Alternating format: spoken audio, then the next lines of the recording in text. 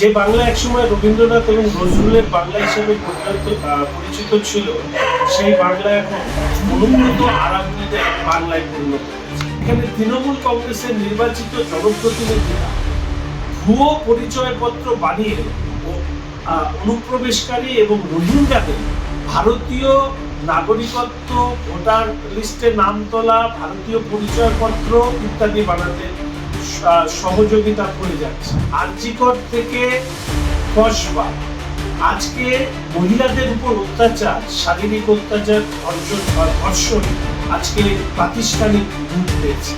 রাজ্যের মাননীয় মুখ্যমন্ত্রী কুমিরের কান্না, তিনি কাঁদছেন কেন? মাননীয় মুখ্যমন্ত্রী বাংলা এবং বাঙালিদের তাদের রুচিকে অন্তর্জলির যাত্রায় পাঠিয়ে আজকে এখন বাঙালিদের জন্য কান্না গাইছে।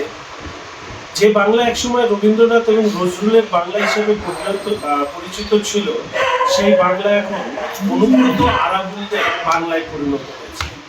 শেখ শাহজাহান থেকে মনোজিৎ, আরজিকর থেকে কসবা, আজকে মহিলাদের উপর অত্যাচার, শারীরিক অত্যাচার, ধর্ষণ আজকে প্রাতিষ্ঠানিক রূপ পেয়েছে। ফলে স্বাভাবিকভাবেই বারবার করে প্রশ্ন উঠছে যে রাজ্যের মাননীয় মুখ্যমন্ত্রী কুমিরের কান্না, তিনি কাঁদছেন কেন? গিরগিটিও হয়তো লজ্জা পেয়ে যাবে মুখ্যমন্ত্রীর ভাষ্যের পরিবর্তন দেখতে।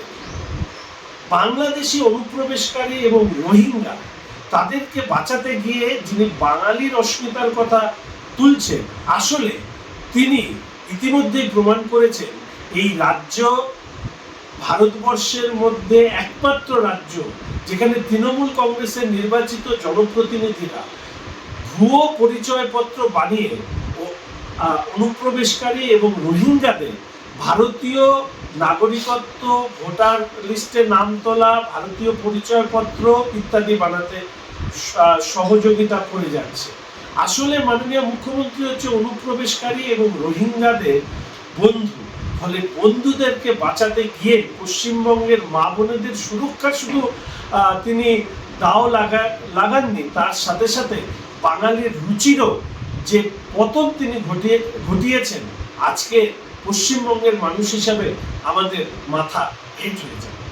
আরো ভালো ভালো খবর দেখতে সাবস্ক্রাইব করুন বাংলা হান্টের ইউটিউব চ্যানেল। বাংলা হান্টের আরো খবর দেখতে নজর রাখুন।